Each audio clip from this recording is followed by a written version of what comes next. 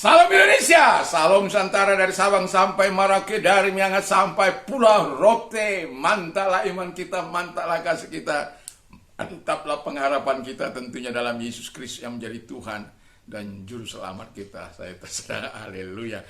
Saya mau katakan, jangan katakan bahwa Yesus itu bukan Tuhan, jangan katakan pula bahwa Yesus itu bukan Juru Selamat, jangan katakan bahwa dia tidak mau menyelamatkan saudara. Dia adalah Juru Selamat, dia adalah Tuhan. Kalau engkau percaya, engkau akan selamat. Barang siapa percaya kepada Yesus Kristus, ia memiliki hidup yang kekal. Haleluya, mantap. Akulah jalan dan kebenaran hidup, tiada seorang sampai kepada Allah kalau tidak melalui aku. Mantap, mantap, mantap. Selamat malam.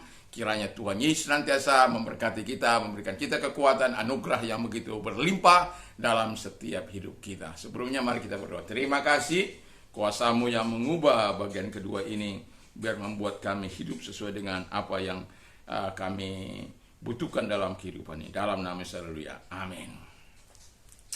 Puji nama Tuhan, saya akan membacakan satu ayat, tetapi sebenarnya dari ayat 24 sampai 26. Tetapi satu ayat ini menjadi pembicaraan kita, ayat 25 masih dalam Kisah Rasul 24. Ya, Kisah Rasul 24 ayat 25. Tetapi ketika Paulus berbicara tentang kebenaran, penguasaan diri, dan penghakiman yang akan datang, Felix menjadi takut dan berkata, "Cukuplah dahulu dan pergilah sekarang.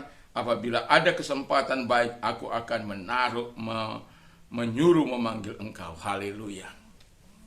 Kita tahu Felix ini seorang gubernur, ya, dan yang sedang menghakimi kasusnya, kasus daripada si Paulus ini, ya.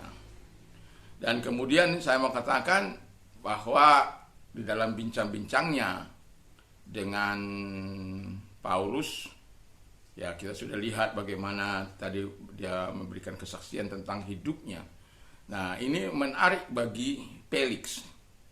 Wah, sesuatu yang luar biasa, perlu juga saya dengar ini secara personal. Memang kalau orang dipanggil dalam membicarakan kebenaran, ya selama itu tidak menyinggung hal-hal yang personal, itu orang nyaman-nyaman saja untuk berbicara. Tetapi kalau orang sudah menyangkut soal apa yang diperbuatnya sampai disinggung, itu membuat dia akan menjadi sesuatu yang sangat resistance, dan dia sangat akan defense terhadap dirinya, sekalipun yang dikatakannya itu benar. Nah, kita lihat yang pertama dikatakan Paulus berbicara soal kebenaran. Memang kuasa Allah itu harus mengubah orang untuk hidup dalam kebenaran. Kalau kuasa Allah tidak dapat mengubah hidup Anda untuk hidup dalam kebenaran, itu bukan kuasa Allah, itu kuasa setan yang membawa kita kepada kehancuran, kepada kesenangan, kepada perbuatan-perbuatan mesum, kepada perbuatan-perbuatan yang tidak memuliakan Allah, hanya menyenangkan dagingnya sendiri dan memuaskan hawa nafsunya sendiri. Allah seolah-olah diperintahnya untuk melakukan apa yang diinginkannya. Dan saya mau katakan kepada kita, orang yang tinggal dalam kuasa Allah, orang yang mengalami Kristus dalam hidupnya, akan mengalami ini, hidup dalam kebenaran. Nah, Yesus, ya, kita sudah tahu Yesus adalah jalan dan kebenaran dan hidup, tiada seorang sampai kepada Allah kalau tidak melalui aku. Jelas. Nah, ketika Felix, kita tahu Felix ini mengambil istri orang lain yang bernama Drusilla. Jadi dia seperti itu, siapa itu? Herodes Antipas itu, yang mengambil istri saudaranya. Jadi diingatkan oleh siapa itu? Si Yohanes Pembaptis. Dan pada akhirnya karena beraninya mengorek raja yang paling berkuasa, jangankan kamu, anak saya aja saya potong, gitu istilahnya.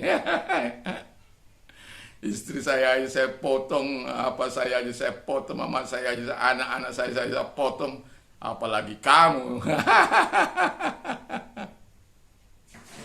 Jadi lalu kemudian dia kepalanya dipenggal untuk memuaskan hati dari Herodias yang menganggap dengan berakhirnya hidup hidup Yohanes, maka dia akan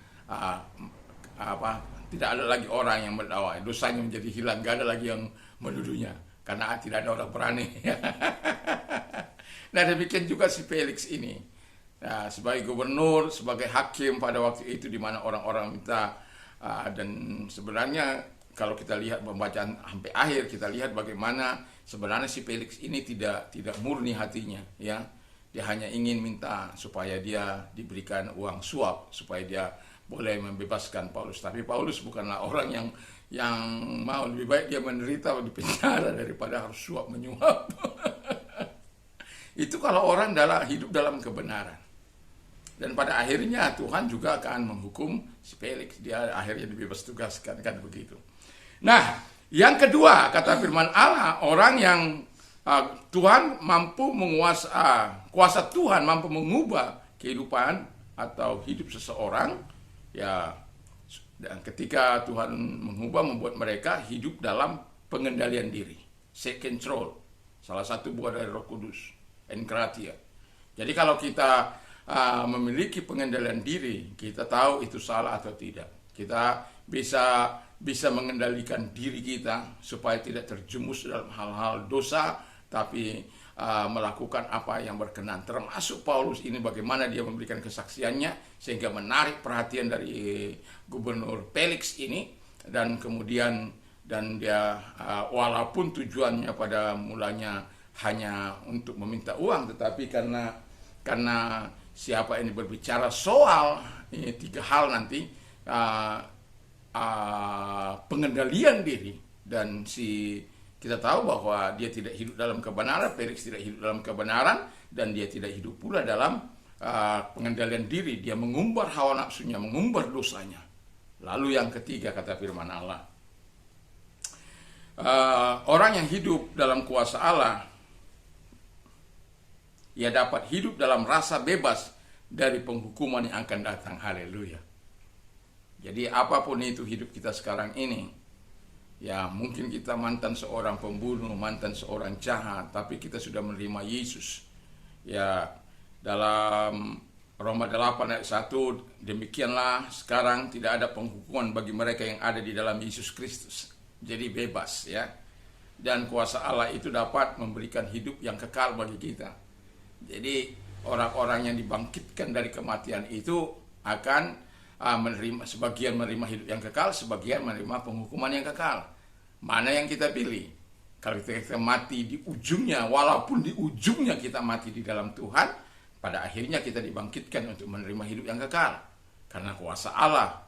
Dan karena kuasa Allah itu pula membuat kita bebas dari rasa penghukuman yang ditaruh oleh setan itu dalam pikiran kita, dalam hati kita, supaya kita tidak percaya pada firman Allah. Tetapi jelas bahwa ketika dia berbicara soal penghakiman, itu membuat dia rasa takut. Karena dia tidak hidup dalam kebenaran, dia hidup dalam pengendalian diri, dan hukuman yang begitu luar biasa. Lalu dia bilang, udah, inap, cukup dulu hari ini ya, cukup dulu. Karena itu menghancurkan hatinya. Ingin bertobat tapi gak bisa.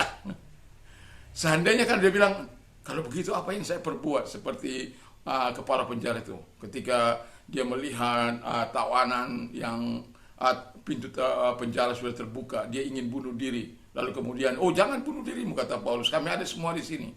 Lalu dia bilang, apa yang akan saya perbuat supaya aku dapat selamat? Percayalah kepada Yesus, maka engkau dan si istri rumahmu akan diselamatkan. Ya, 16 ayat 31 itu. Jadi kalau ini si Felix enggak begitu. Karena di dalam pikirannya sudah memang tertanam, ya uang suap. Kapan si Paulus ini kasih saya uang suap. Itu saya bacakan coba di ayat terakhir. Tetapi sesudah genap 2 tahun, sementara itu ia berharap bahwa Paulus akan memberikan uang kepadanya karena ia sering memanggilnya untuk bercakap-cakap dengan dia. Ya, ada orang-orang seperti ini. Uang, kekuasaan yang dimilikinya bukan dipakai untuk menolong orang, mempermudah, malah mempersulit orang. Kalau kau tak memberikan sesuatu bagiku, itu hak saya untuk menghukum kamu. Nah, tetapi dia lupa di atas langit masih ada langit. Tuhan yang berotoritas punya kuasa untuk mencabut. Firman Allah katakan, aku berkuasa untuk menundukkan seseorang, merendahkan seseorang. Tuhan yang meninggikan dan merendahkan sekaligus. Jadi biarlah kita hidup dalam kebaikan Tuhan. Supaya apa?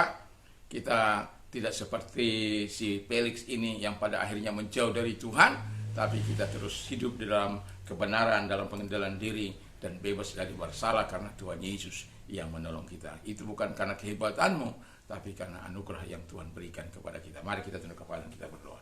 Terima kasih Tuhan, Engkau Allah yang menolong kami bebas dari segala hal-hal yang tidak menyenangkan hati Tuhan, dan kami dapat melakukan apa yang Engkau kehendaki dalam hidup ini. Kalau engkau sakit, saya mau berdoa bagi Anda, apapun sakit penyakitmu, Allah yang peduli terhadap engkau. Dan katakan saja segala sakit penyakitmu di hadapan Allah. Berserulah kepada Dia, berteriak kepada Dia. Yesus yang tidak pernah berubah dahulu, sekarang sampai selama-lamanya. 2-3 orang sepakat meminta kepada Dia di dalam nama Tuhan Yesus, maka Tuhan akan mengabulkan. Kalau engkau orangnya taruh di tempat yang sakit, dan saya mau berdoa bagi kita, dan satu tangan kita mengarah kepada Tuhan. Terima kasih Bapa di surga, Engkau lihat tangan yang terangkat kepadamu, yang mohon pertolongan kesembuhan daripada Tuhan, atau pertolongan-pertolongan lain. Tuhan mengangkat segala sakit penyakit mereka, Engkau memulihkan mereka, kandungan mereka yang tertutup, dan membukanya kembali dalam nama Yesus. Yang impoten Tuhan Bapa di surga, Tuhan tolong.